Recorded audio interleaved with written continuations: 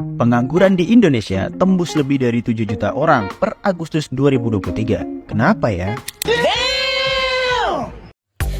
Angka pengangguran di Indonesia mencapai jumlah yang cukup tinggi. Menurut data Badan Pusat Statistik atau BPS, persentase jumlah pengangguran terhadap jumlah angkatan kerja di Indonesia mencapai 5,32%, yang berarti ada 7,86 juta pengangguran per Agustus 2023 dari total 147,71 juta angkatan kerja.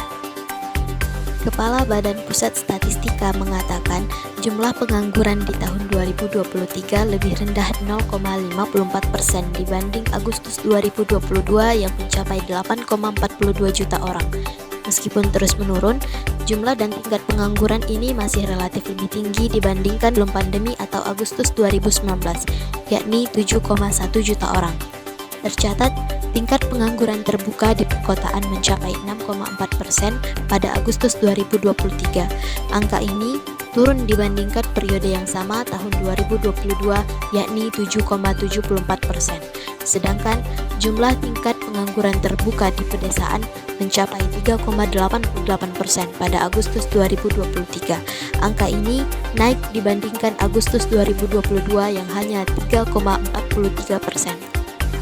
Tingginya persentase jumlah pengangguran di Indonesia umumnya diakibatkan oleh beberapa faktor, di antaranya yaitu yang pertama adanya kemajuan teknologi, di mana banyak perusahaan beralih ke teknologi canggih seperti robot, menyebabkan berkurangnya kebutuhan tenaga kerja.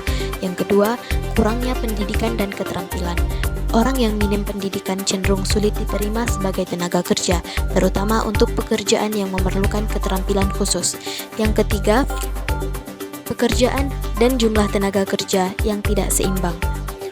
Penyebab pengangguran di Indonesia utamanya karena ketidakseimbangan antara pekerjaan dan pertumbuhan tenaga kerja, menyebabkan persaingan ketat.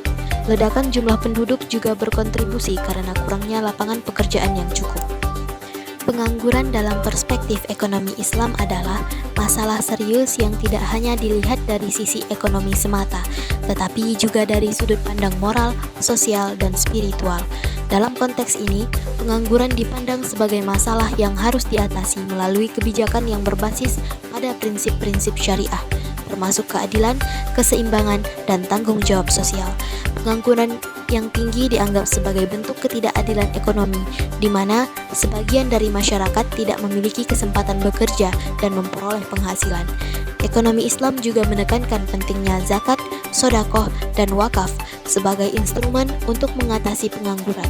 Sebagai contoh, dana zakat dapat digunakan untuk menciptakan peluang kerja, misalnya melalui pendanaan usaha kecil dan menengah atau UKM yang dapat menyerap tenaga kerja.